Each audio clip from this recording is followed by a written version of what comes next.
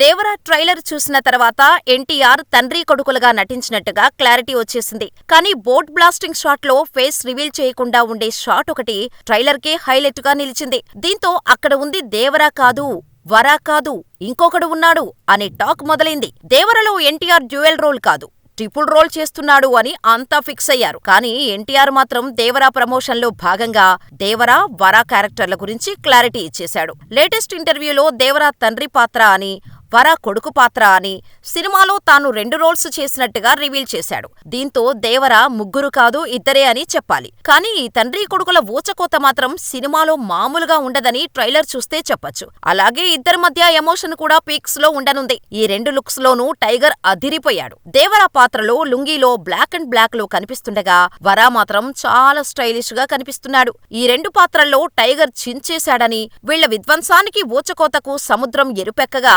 September 27న థియేటర్లు ఎరుపెక్కనున్నాయి. ఈ సినిమాను కొరటాల శివ బౌండరీస్ క్రాస్ చేసి హై వోల్టేజ్ యాక్షన్ ఎంటర్టైనర్ గా తెరకెక్కించగా, జాన్వీ కపూర్ హీరోయిన్ గా నటించింది. ఆమె తంగం అనే పాత్రలో కనిపించనుంది. బాలీవుడ్ స్టార్ నటుడు సైఫ్ అలీ ఖాన్ విలన్ గా భైరా అనే పాత్రలో నటించాడు. శ్రీకాంత్, మలయాళ నటుడు టామ్ చాకో కీలక పాత్రలో నటిస్తున్నారు. కోలీవుడ్ యంగ్ సెన్సేషన్ అనిరుద్ సంగీతం అందించగా, ఎన్టీఆర్ ఆర్ట్స్, యువసుధ ఆర్ట్స్ అత్యంత భారీ బడ్జెట్ తో ఈ సినిమాని నిర్మించారు. ఇప్పటికే Devara overseas pre sales $1 million రాబడుతూ రికార్డ్స్ క్రియేట్ చేస్తోంది. నార్త్ అమెరికాలో $2 మిలియన్ కు చేరువలో ఉంది దేవరా. మరి దేవరా ఎలాంటి రికార్డులు క్రియేట్ చేస్తుందో చూడాలి.